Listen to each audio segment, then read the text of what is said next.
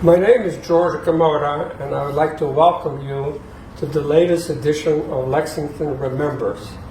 This is a special segment focusing on Lexingtonians who served in World War II, given the 75th anniversary of the end of the war this year in 2020. Also to help me today to do the interviews is Ivor Morgan, who is a retired professor from Babson College.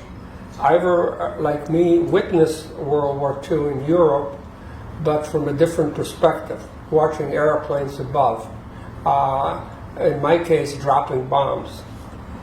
Our guests today are three people who served in various branches of U.S. military. They are Robert Solow, was in the Army in World War II. He served with a unit that decoded, translated, and recorded German messages, sending them on to the Allies. He was quickly assigned to the Signal Corps since he also spoke German and knew Morse code. He was a top sergeant at Signal Company, U.S. 2nd Corps through the Italian campaign, and he's the recipient of the Bronze Star. Next to him is Charlie Ketchum, who was the son of a minister and became a minister himself. He was an infantry replacement with the 54th Armored Infantry Battalion, 10th Armored Division of the 3rd Army under General George Patton. In April 1945, combat command of the 10th Armored Division was ordered to advance behind the enemy front lines until they met serious resistance.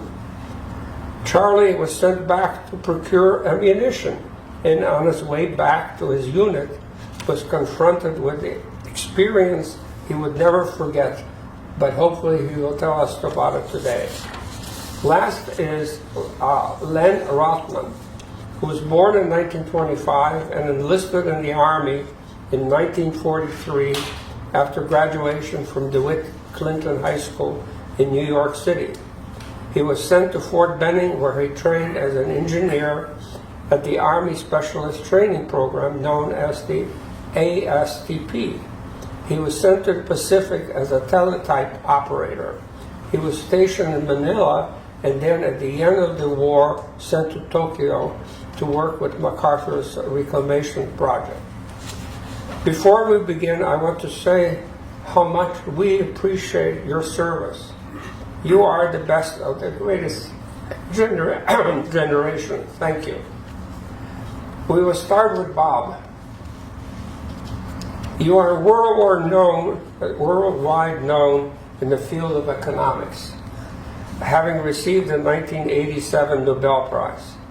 The Solow growth model is used widely today by many governments and corporations, but I suspect few people know your work on decoding German war messages and how you acquired such experience. Can you tell us a little bit about your background, starting from high school almost, how you got involved in the military, and what happened to you after that? Yes, I can. So I got out of high school at the age of 16 in 1940, and I came to Harvard College as a 16-year-old freshman. I had no German then, but I learned German in a very peculiar way. When I arrived at Harvard in 1940, September 1940, I was assigned to a roommate, and my roommate turned out to be a German refugee. His family had left Germany a few years earlier, and they had moved to Terre Haute, Indiana. Well, Gerhard Hellhaus, who was that roommate, and I became, of course, very close friends, and I was just smart enough to say to myself, hey, take German as one of your freshman courses, and you come back in the evening and you and Gerhard can schmooze in German when you learn how. And I did, and by the end of my sophomore year, I was a fluent speaker of German. And Morse code I had picked up, not through the Boy Scouts, but in a different way. So in 1942, I went back to college as a beginning junior. I'd had my 18th birthday in 1942, And I was sitting in September 42 in a classroom taking notes in a course in psychology. And all of a sudden it came over me. I said, you can't do this. There's a war going on in Europe. There's the Nazis. They've got to be stopped. You cannot sit here day after day taking notes in some damn course in psychology. So I waited till the class ended. I got up. I walked to Harvard Square. I walked into the subway. I went to Park Street, where I knew there was a recruiting station, and I joined the Army, just like that. And fortunately, the Army did what it never did before or since, I guess. It put me in the right place. It assigned me to the Signal Corps to do this combat intelligence. This is not at all like touring and the movie and the machines and all that. We were copying German traffic from an infantry platoon to its company, or from the company to battalion, never any higher level than that. And it was nitty-gritty stuff, And so it had to be understood very quickly in order to be useful. And I don't know, we turned out to be pretty good at it. The Brits actually had done this in North Africa, in the desert, before us. And we had training in the U.S., which was, to be accurate, absolutely useless. But when we got shipped to England in 42, late 42, 43, we stayed with some Brits who had done this work in Africa, and they taught us what to do. And I think we got better than they were, but who can tell about that? So I ended up spending most of my time in Italy, pushing our way from the very bottom to the very top. And we operated out of a couple of built-up 2.5-ton trucks, GMC 6x6 2.5-ton trucks, one truck full of radio sets. By the way, these were vacuum tube sets. These were not transistors. The transistor hadn't been invented by then, so it was bulky. And the other truck was built up for a handful of us who were German speakers, who were able usefully to break simple codes in real time, and we did it. And we had this conflict. The company did. By the way, one of the things I would like to record is that the commanding officer of this company, the 3915 Signal Company, was a man named Jack Faison, who was one of the finest people that I ever met and that I think existed. And we became very close friends. Very odd between an enlisted man and an officer.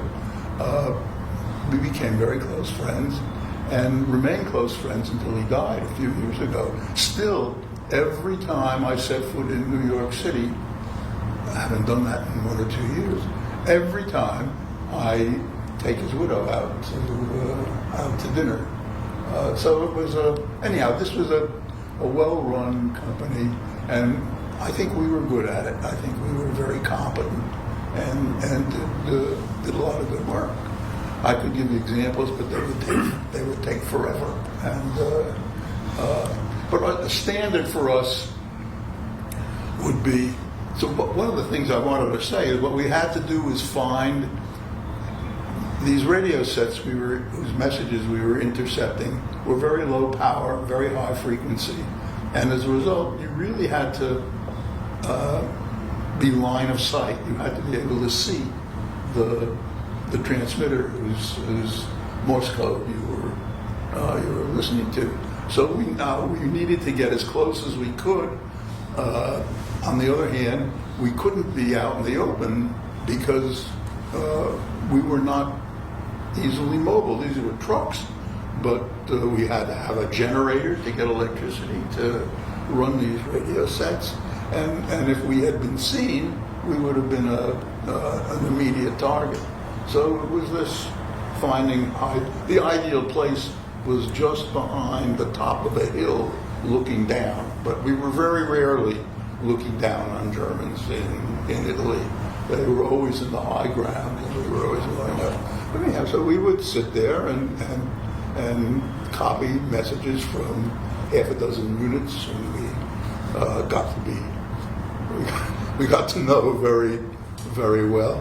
And a typical message might be, there will be a delivery of machine gun ammunition to you at such and such a map coordinate at 2 o'clock. And if we could translate that, if we could decode it and translate it in time, then that delivery of ammunition could be met by a fighter bomber or by by some artillery fire. And that's the way we spent the war. Did you go from New York to London? How long were you in London? I was not in London much. We went by ship. This would be in very late 42 or very early 43, I'm not sure. We went by ship from New York to Glasgow, Scotland. And from there in a train to a replacement depot, a Repel depot in near Birmingham in England. And I am not sure that I ever got to London during the war, because while we were just in that Repel depot, there was no leave or anything like that. So the closest I got to London was probably Lichfield in England. And then you went to Italy? And then from there I went to North Africa. The fighting was over by the time we got to North Africa, and spent some time there, and then through Sicily and to Italy. We landed at about the same time as the Salerno landings, but we landed lower down in Reggio di Calabria, and then moved north. And we spent the next 2.5 years moving north, foot by foot. Well, given the state of the radio abilities in those days, and you say the distance you could actually pick up was very, very short distance. Oh, as I say, this was high frequency, and the transmitters were very weakly powered. Right. So a big building could interfere with the transmission. But we had some superb radio operators that had marvelous ears for hearing a signal through enormous amounts of noise. But so basically you were receiving Morse? We were receiving Morse. Morse. Yes. Not voice. Not voice. We'd occasionally get some voice. Okay, so was this a lot of shortwave stuff, or Was it what? Shortwave, long wave? What was the wavelength? Do you know? You don't know. God. I'm curious if to I know. said 92, whether it's Yeah, I don't know how far away you were able to pick up the signal. we're usually no more than a quarter of a mile or half a mile. Okay. Okay. Any further, the signal would be weak, and there gets into the interference from. So how did you get these signals in Britain, given you were picking up such a short? I didn't get any signals in Britain. The Britain was a transition. Sorry? Britain was transition. You went to. Oh, I understand. You weren't working in Britain. Oh, you, no. Ah, okay. No. Okay. We were working I understand. in Sicily and Italy. And you weren't doing this in New York, obviously, no, either. No. Okay, I understand totally. I was in Britain only on my way as Yeah, I understand. So the ability to do what you were doing meant that you had to be really in close proximity to. Yes. Yeah. we couldn't manage. Yes. But it worked out. No, I understand totally. Did good work. Do you have any experiences in Italy with Oh, the I've local lo- population? With the oh yes, lots of experience with the local population, who were, of course, on our side. We had some earlier conversation here about the death of Mussolini, and I told you a story then about that. We were chasing Germans. They were retreating, and we came to the town of Vicenza in northern Italy, just at the side of the Po Valley, and stopped for a bit to eat or something. And we stopped in a great big square in Vicenza. I presume it's still there. And I saw a barber. I saw a barber shop. And so I grabbed the box and sat down, and I asked the barber, please, to cut my hair, which hadn't been cut in a long time. And he started cutting away at my hair. And then there was, across the far side of the square, there was a disturbance, people chattering.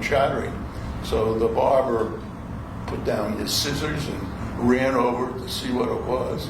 And then he ran back and he said to me, "E finito benito." The news that had arrived was that Mussolini had just been strung up in northern Italy. So he finished the haircut and we moved on.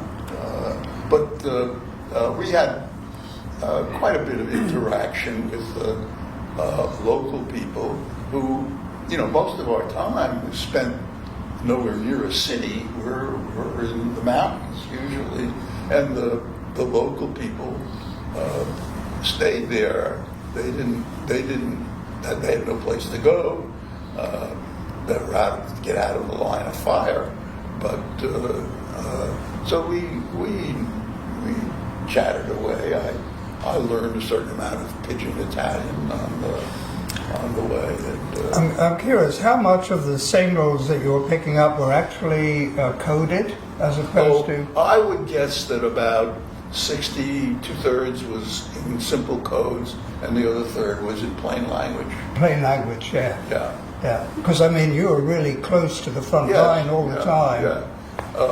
But I would say something between half and 2/3 was in code. But these were simple codes because remember, the guys who were encoding the messages, they were lying on the ground too. And, Yeah. so it was, if you could get any volume of traffic, we had quite a bit of luck in busting these simple codes. Did you have some material to help you decode, or was it on the fly? No. Oh, we collected material. I mean, for instance, in the back of our 2.5-ton truck, we had a card file of every name of a person who had come up in any message that we had, name, whatever we knew about him, rank, unit, and so on. Because often we would begin to hear some messages and we had no idea who was sending it or where they were. But if the message mentioned Buddha, I mentioned the name Buddha because there was a man named Buddha who was mentioned all the time. If we pick up that name and identify it, then we have a pretty good idea who we're listening to. And that would tell you where the units were and how they No, were. that didn't tell us that. The only way you know where they were exactly was if they mentioned the place name. Right. Which they Then you did know. often had to.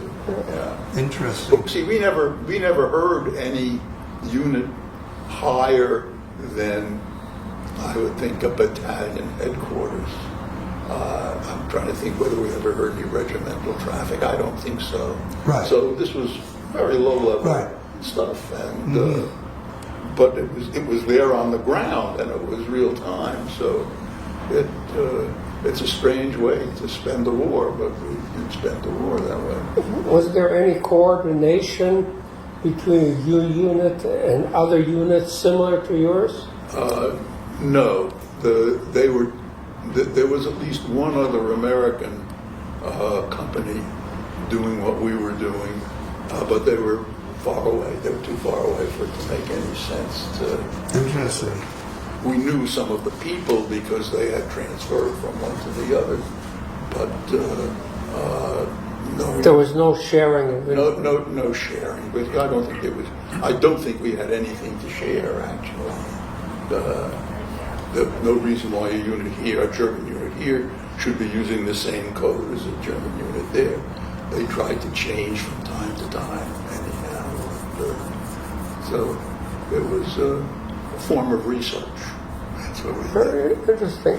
Do you want to move? Well, yeah. Well, Charles, maybe you could go through the same sort of thing and explain how you got into how you got to where you got to. Well, I think I probably represent a group of young people who started in service in 1944. We were just out of high school, and I would call it a serendipity kind of relationship with the Army, rather than one that was well planned and organized. I had taken a V-12. I grew up on Lake Erie, so I thought Navy, that's for me. I had some experience in small boats. I took the Navy test and was sent to Cleveland for final checkup before going to Naval Academy. And these glasses got in the way. They said, "I'm sorry, we don't think anyone would have any kind of stigma."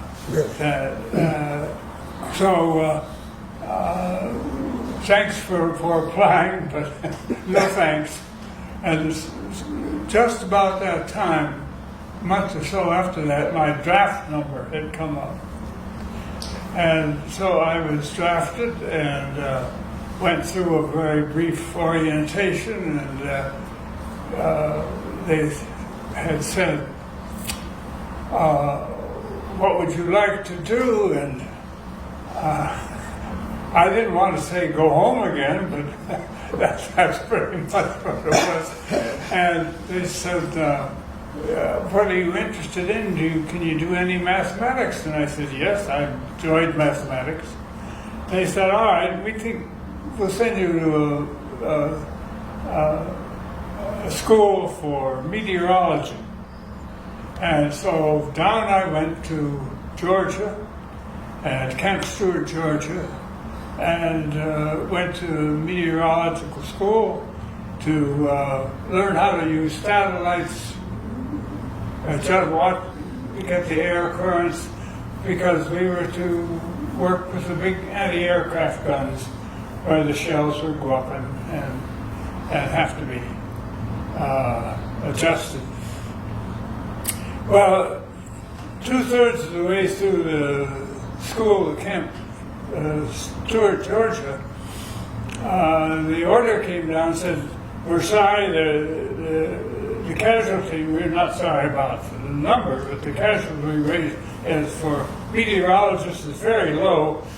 We really don't need you anymore." So I again bounced off and I was sent to Camp Housley, Texas, for advanced infantry training. And it was a miserable place in north of Dallas in the wintertime, late fall. We had to sit down and we had to dig foxholes and sit down in the foxhole while a tank would roll over us so that we would be prepared for advanced infantry training. And I put in for officers training while there and sent my papers off. Nothing. I heard nothing. And so I was sent to Boston and was actually assigned to a ship when my papers came through, and two of us were called to the headquarters of the depot there and said we'd been selected for infantry training, officers training. But they were very sorry because the orders had already been cut and that we were to leave on board ship for Europe the next day. So that was kicked off. And I didn't realize till just now that I had the same voyage that Bob did. We left Boston on a very fast ship. We didn't go in a convoy, and went to Glasgow. Had a submarine attack on the way, which the British Navy took care of, with all sorts of PT boats and depth bombs and that kind of thing. Landed in Scotland, with which I fell in love, and then we went south. By this time it was 1945. Went south to Southampton. Caught a boat to Le Havre, and told that we were to be assigned to an armored division. The 10th Armored Division, to which I was assigned, had not been, by Eisenhower's direction and patent, I gather, agreement, had not been identified and had been used as a rather fluid armored presence wherever they were needed, without wanting the Germans to know that there was a whole other division coming.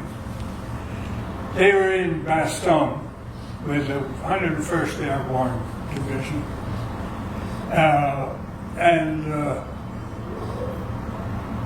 My 7 of us from that group of replacements were assigned to that 10th Armored Division, the 54th Armored Infantry Battalion. And I started my combat experience in the Ardennes, and the first real heavy battle that I saw was for Trier.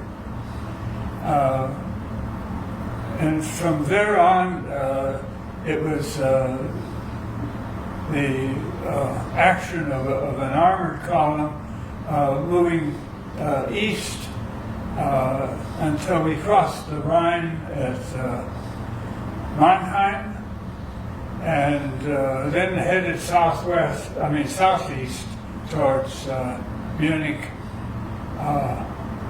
and ended up the war in Garmisch-Partenkirchen. So it's deep in Germany by this time. Well, by this time, oh my, yes.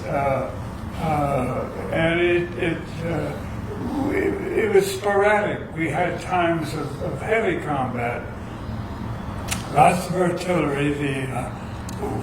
What we understood was that the German armor was far superior to ours.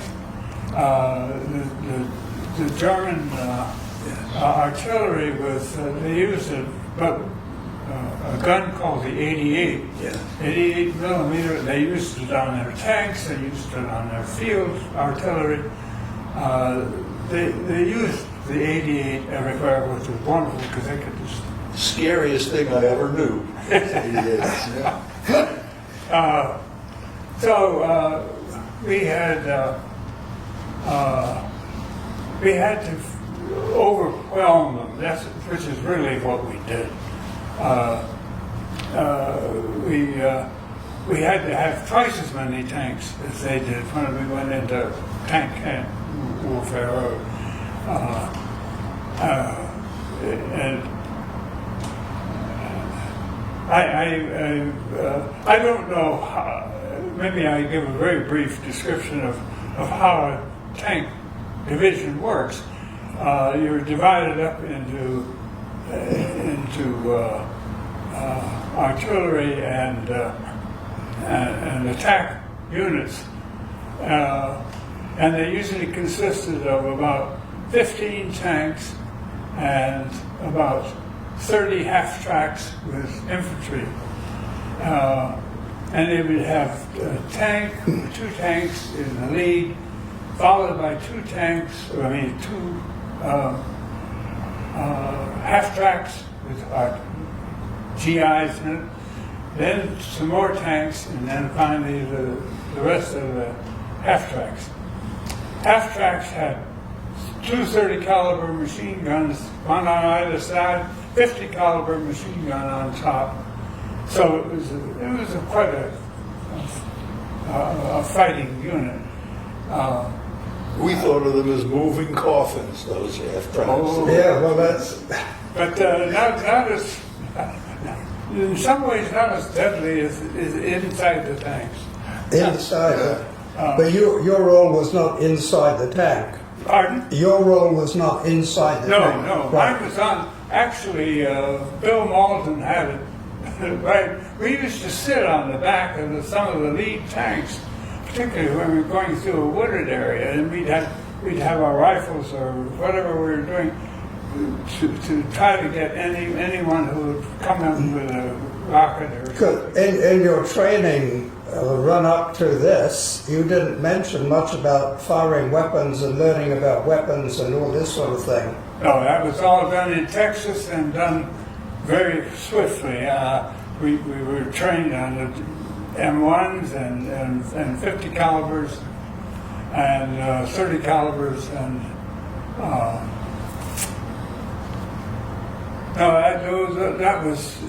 That was short. Yeah, it was very short. Very short. And I must say that the unit to which I was assigned had about 15 of us, I think, originally. And we were trained by the the soldiers who had survived. And they were wonderful. They taught us how to listen for shells. We could tell when the shells were coming in, when they were going over us, when they were going out. We learned the skills of battle really from our buddies. Right. Not from anything that we had been taught anywhere else. And it was, I think we all feel that we owe our lives to that camaraderie. Of the seven that joined with me in this unit, two of us survived unwounded or not dead. That was probably a typical number. Did you meet Russians at the end? You were going down into Bavaria there? We did meet Russians, and we met more with the French. French. They would take a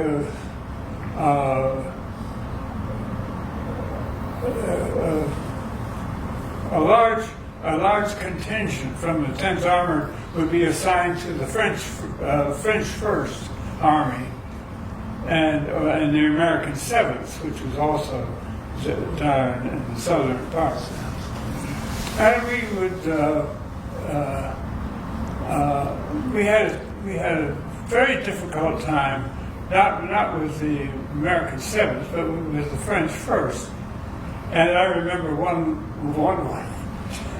time when we were going down a valley, shooting up everything we could see, and a little Piper Cub came over the hill. They were artillery observers, and they actually physically dropped a note saying, "Stop the damn shooting, you're shooting at the French over here." And then the plane went up and over the hill. I still said something to the French. And so all that suddenly stopped, and we met at the end of these valleys, came together at a little town which we just overwhelmed. And so we stopped, as the French were wont to do, and we had a big party. Yeah. We cooked chickens, and we, it was, but that was quite an interlude. The incident which, George, you noted at the beginning, was an interesting one for me. Because we were in an armored column and fighting at some distance, and it was pretty heavy artillery and guns.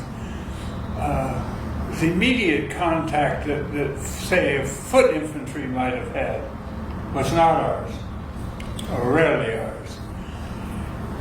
And we were moving, having crossed the Rhine, we were moving into a small village in a rather hilly section, and the lead tank hit a mine, blew the treads up.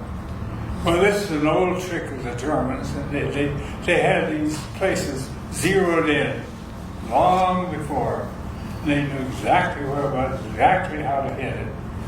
Well, that stopped the column. Then they usually shoot at the end of the column so that you can't back out, and then they have you trapped, and then they just wiped you out if they had. Well, what happened is we had a pretty sharp colonel at this time, and he said, "Look, we've got to get these vehicles out of here. We've got to get these tanks out of here," and half-tracks. And checking his maps, he found that there was a field not far from there, and we could actually crash through a little bit of the woods and get access to this field. So we put all of our tanks and half-tracks up into this field, and the infantry then had to get out and move through the woods to take the town before we could clear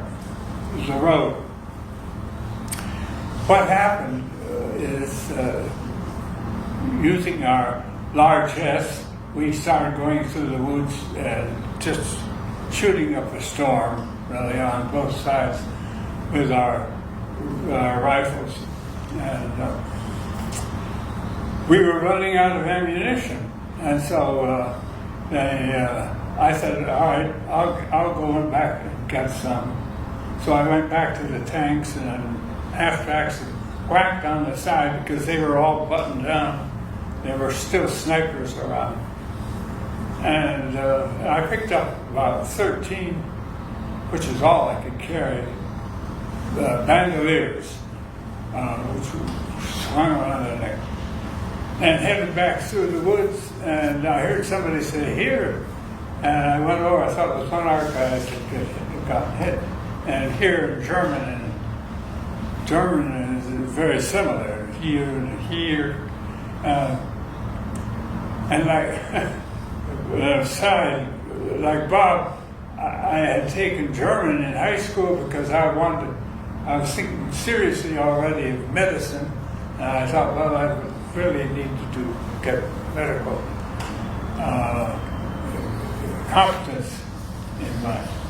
So I went over, and there was this young German soldier he must have been hit by a 30 caliber or 50 caliber, I don't know, but his whole stomach was ripped open. And he was asking me to shoot him. And it was the first time I was close enough as I am to you, George. And I could see his eyes, that they were as blue as mine, you know. Two kids in the woods, and then suddenly he was a human being, and it put me into an encounter I hadn't had before, and because we shot overcoats on my way. So I pretended I couldn't understand him. I knew perfectly well what he was saying. I kicked his rifle out from out of his grasp and left him. And I've had this feeling of guilt ever since that I should have shot this. But it was such a human encounter at that point that I just couldn't do it. And I had to get back to my buddies and distribute it. So it was a traumatic thing because it personalized the war for me in a way that it had not been personalized before. Where did the war actually finish for you, going active? Where were we at the end? We were in Garmisch, and we were, it was 4 in the morning. When we got the word, we were all prepared to take the pass down into Austria, and that would have been suicide. Well, Garmisch is practically on the border. Yeah. So did you go to Passau? Pardon? Did you go to Passau? Passau? Yes. No. Because that's where I came. Oh, we had come through Oberammergau, which was an open city, Right. and so there was no shelling of that. But the irony was that that's where they also made V2 rockets. Yeah. In a mountain underneath the Passion Theater. Passion Play. You know. And we had a hard time accepting that. But that's where we ended the war. But it was interesting. When the word came, there wasn't any great hurrah, there wasn't any great celebration. Everybody just,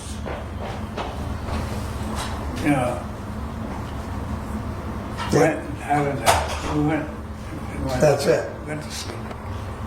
Exhausted. Excellent. Thank you. Now, after the war, you became a minister? After the war, although in a way, yes, I went back and I went through college, and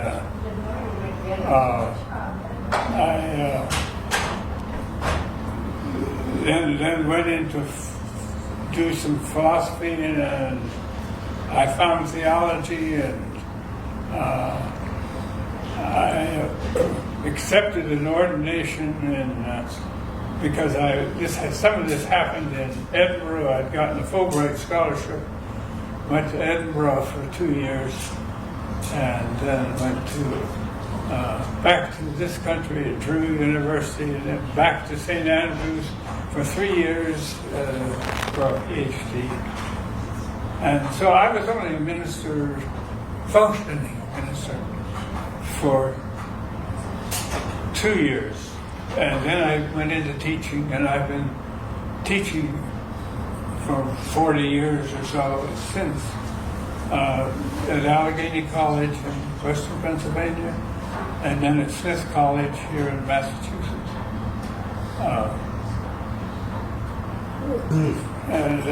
Great. I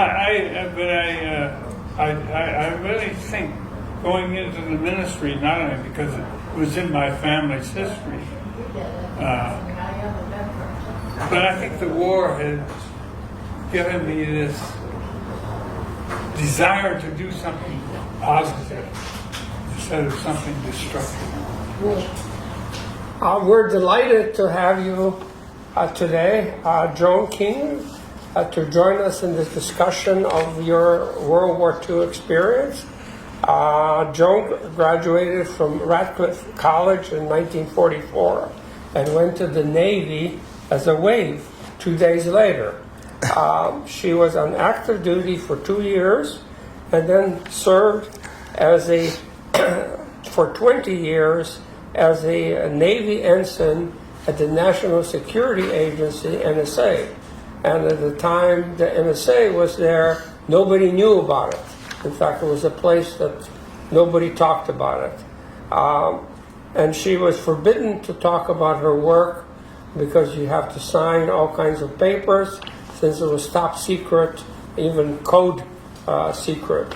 But we're delighted to have you here, Joan. Thank you. And maybe you can tell us a little bit about your war experience, or prior to war, you were at Radcliffe. What made you join the Waves and those 2 years, and then your transition to NSA work?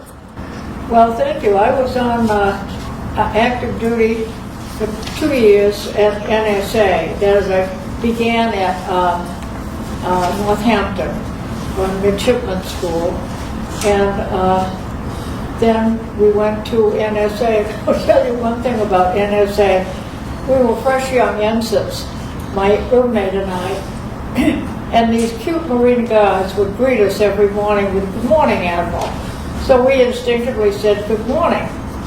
Well, years later, I was getting on the elevator at John Hancock, where I worked, and the elevator operator said "Good morning, Admiral," and instinctively I said "Good morning." But so did this deep male voice behind me, and I turned around, and it was the Admiral of the 1st Naval District. He saw nothing amusing in this. I can tell you that the flight up 20 floors was never so long. Total silence. But the NSA was the most interesting place to work. We had really highly qualified people working there. Several of them were Harvard math professors later, but and Charlie Scribner, the son of the publisher, was one of them. But it was a very unusual group of people, and I was on duty one night at 3 o'clock in the morning with a friend, and oddly enough, we were in an office by ourselves, and the phone rang, and I answered, and this man said, "Is Ensign Hubert there?" I said, "Yes, sir." And he said, "Well, there's a young ensign here in the South Pacific who wants to talk to her." And he said, "We've got a big battle and an important battle tomorrow." As it turned out, it was Iwo Jima. And he said, "So tell her to be nice to him." So I handed Jean the phone, and pretty soon I could hear her shrieking because Knight Edwards had proposed to her over the telephone. It was not entirely unexpected, but nevertheless, he had proposed. Their children always referred to me as the other bridesmaid. But it was really quite an exciting time. I wasn't present often at, when someone was asked to be married, but it was a lovely time. But I'm afraid I can't say much about what we did. Mary Bundy was also at the NSA, and but that was before, when they had both Waves and Wax there on civilians, and then they decided that in order to stay at NSA, you had to belong to the Waves. And she didn't want to do that because she was married and her husband was about to be assigned to England, and she wanted to be able to go with him. Where he set up the British group that worked with the Enigma problem. But anyway, so she stayed as a civilian and went to Arlington Hall, and was there for, I don't know about the duration, but for quite a while. And we, meanwhile, we Waves stayed at NSA, and then after I was discharged and I went back to graduate school, I decided that I'd like to continue as a reserve officer. So I did, and I helped set up units in Boston, and Lynn, and Salem, and then finally completed my 20 years there. But I enjoyed the work. I liked it very much, and I liked the people that I worked with. And being unable to talk about what you do all day is really quite an advantage. And I worked with a number of people later at the Hancock who I wish I had to sign the same pledge, but no such luck. But anyway, that was my undistinguished naval career. Why did you join? I mean, are you a math major? You're good in math, and that's why you were assigned to that? Why I joined the Waves? Yes. Well, I used to have coffee every day with a friend on Tuesdays, and I noticed that she hadn't been around lately. So I accosted her, and she said, well, go speak to Miss Stedman, who was in charge of student placement. So I did, and Miss Stedman asked me if I was interested in joining the Waves. I said no, I hadn't thought about such a thing. So anyway, that's my roommate and I then decided that we would join, and what that meant was that we took a special course ever after.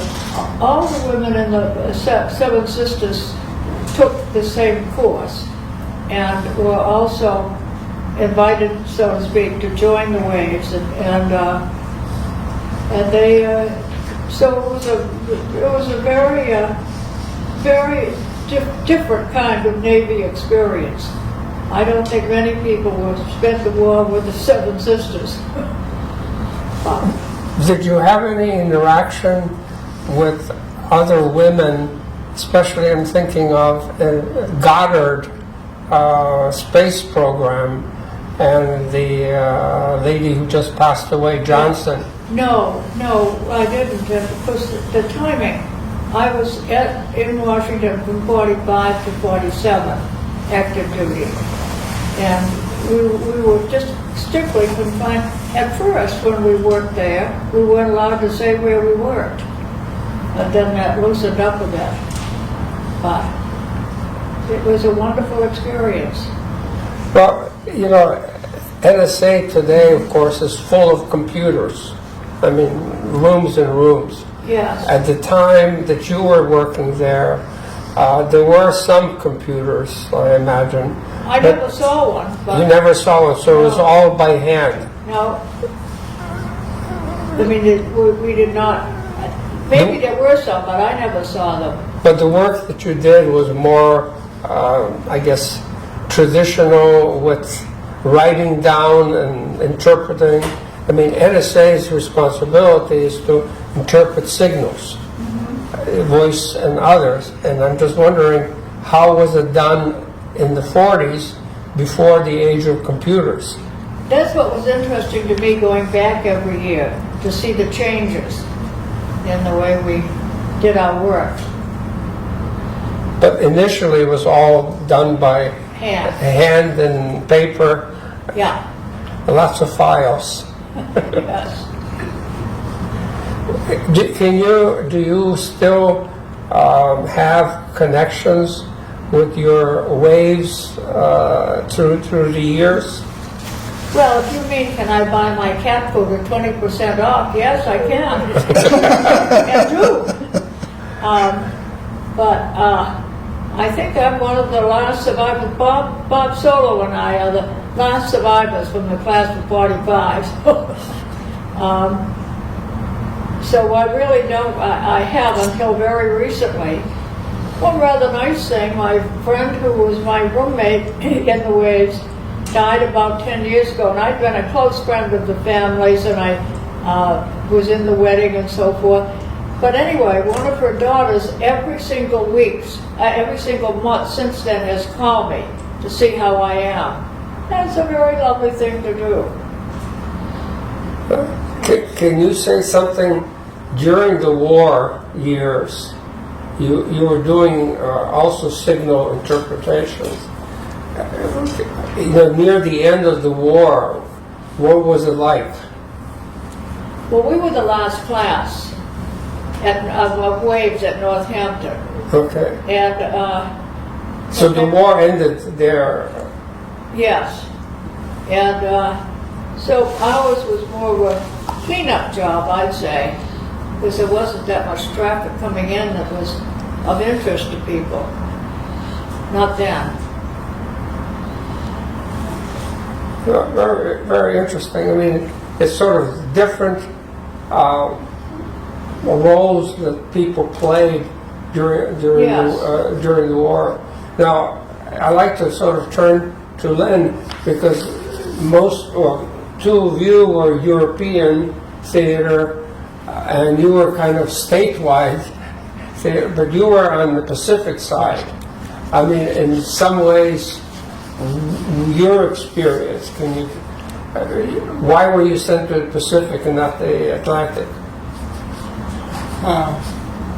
I graduated with Clinton, as you mentioned, when I was 17, and I went to City College for a year, City College of New York, and I joined the ROTC. While I was there, I took an exam for the ASTP. The idea of that was they were going to send us to college to become engineers during the war. So I took the exam, and they sent me down to Fort Benning, Georgia, where I had infantry training. But eventually they sent me to Rose Polytechnic Institute in Terre Haute, Indiana.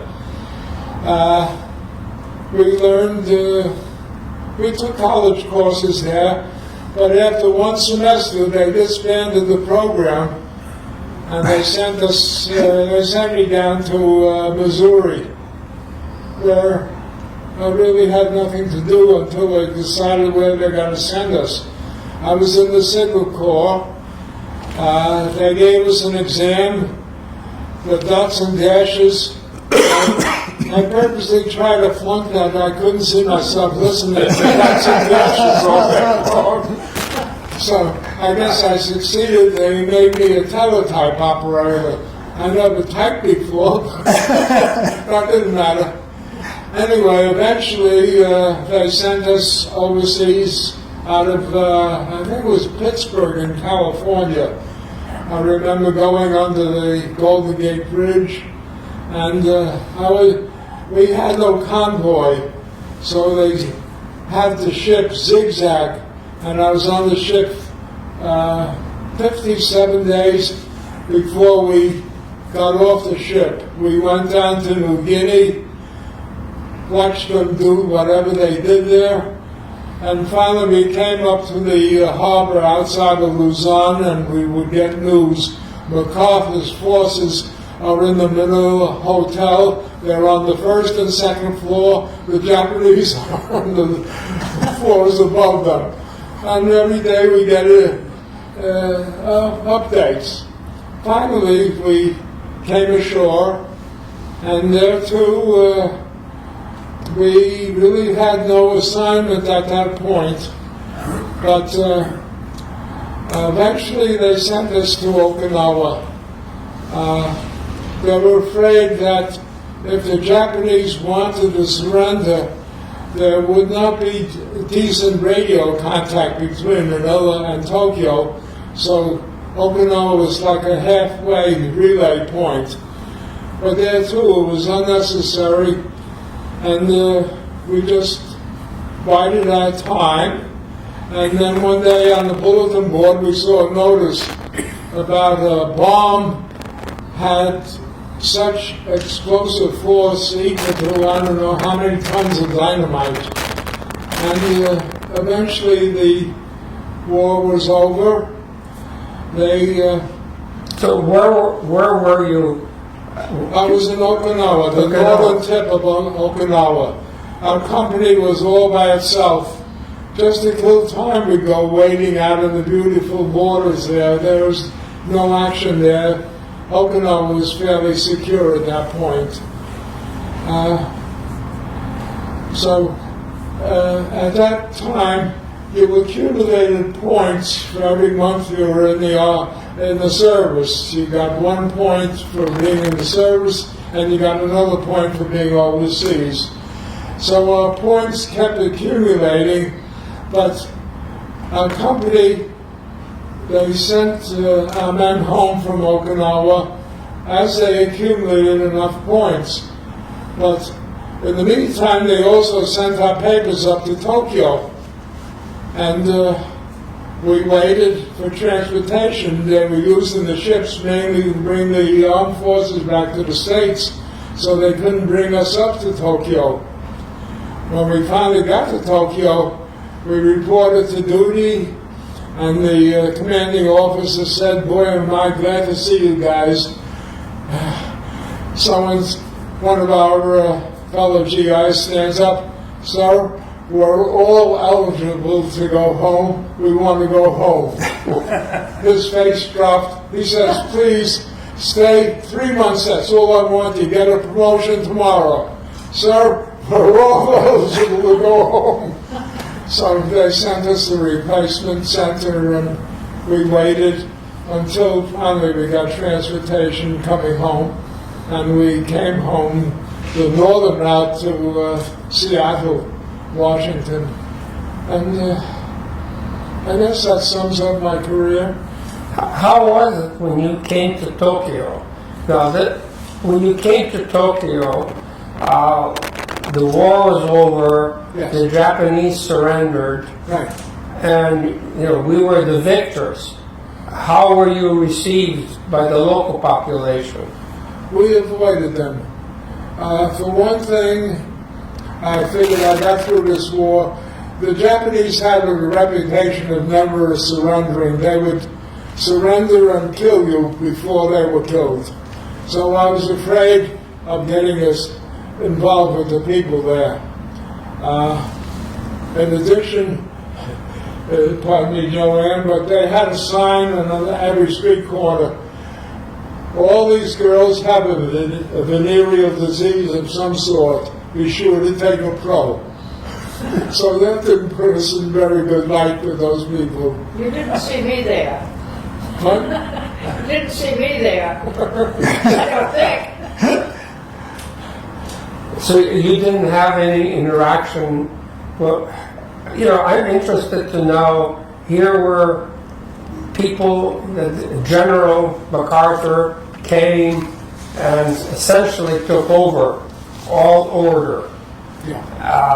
How was it accepted? And in the end, he succeeded in making Japan one of the biggest economies in the world and a friend of ours. Yeah. But there had to be a transition, which I, think would have been difficult. But you did not experience that because you avoided the contact. No, I didn't have very much combat. When the Japanese surrendered at Iwo Jima, I was still on Okinawa, and I remember getting underneath trucks or anything because the Navy was so happy that they surrendered. The Navy started shooting shells up in the air, and some of them were coming down on Okinawa. That's what happens. What goes up must come down, right? But, and then when we were discharged, the last annoying point was some sergeant was there trying to get us into the reserve. I don't think he got one customer. Everyone was anxious to get home. Well, it's very interesting because we did an interview last week. They're also a World War II veteran, and he said basically he didn't want to come home because it was meaning to go back to the farm work, and he didn't like farm work. Well, I thank the Army for giving me the GI training bill. I was able to go from the City College down to George Washington University, courtesy of the government. But it was an experience, and fortunately I wasn't married and didn't just had my parents to worry about, that's all. And I guess this is open to all four of you. You know, 75 years is a long time. But how close do you feel this anniversary? Does it bring back memories? Yes. And, you know, good memories, not so good memories, camaraderie. Can you? Well, I can say this. 25 years after the end of the war, that would be 1970, someone in my company decided to try to organize a reunion. They couldn't find everyone, but in 1970, about 50 or 60 of us got together in a motel at Newark Airport. It was easy transportation.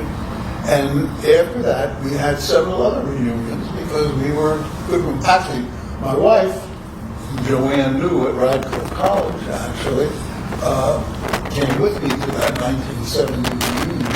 And she said it was like nothing she had ever seen before, in the sense that we arrived, checked in, and I walked into this hospitality room with 50 guys whom I hadn't seen in 25 years. And she said, "You were absolutely at home. I never saw anything like it in my life. It was as if you had been together for all those 25 years. We were just good friends." And it was, in that, the war was not a great experience, let me tell you. But one good thing from it was the relationship that we formed in this little company doing its work in tough, very tough circumstances. And we kept it up. We don't do that anymore. There are not enough of us left. It would be depressing. Same is true for me. I went to 10th Armored Division reunions, and it was very close. We exchanged memories, and I had a kind of camaraderie with the officers at that time, who were no longer functioning as officers, and it was rather nice to exchange that among us. I have to leave, but I want to tell one more story because I was reminded of it when Joe said that they heard about the Hiroshima bomb on a bulletin board in Okinawa. Well, I was on a cruise ship heading home from Naples to Norfolk, Virginia, at the end of the war in Europe. The end of the war in Europe. We were still at war with Japan, and our understanding was we got 3 weeks leave when they got back home, and then we would go off to Japan. So we were expecting to be shipped away. On August the 6th, I will never forget that date, we're in the middle of the Atlantic Ocean, and the PA system on this troop ship announces the Hiroshima bomb. The cheer that went up from that boat, I bet you was heard on both sides of the Atlantic. That was, that meant no war. We were not going to get shot up on a beach in Japan. I wonder if we were on the same boat. The SS Cristobal. The same thing happened. I'm afraid I have to go. Thank you for joining us today for our reunion with 4 World War II veterans. And it was a very interesting discussion that we had and brought back many memories. And I hope that this series will help the younger generation understand what the greatest group was when we were all there during World War II. Thank you very much.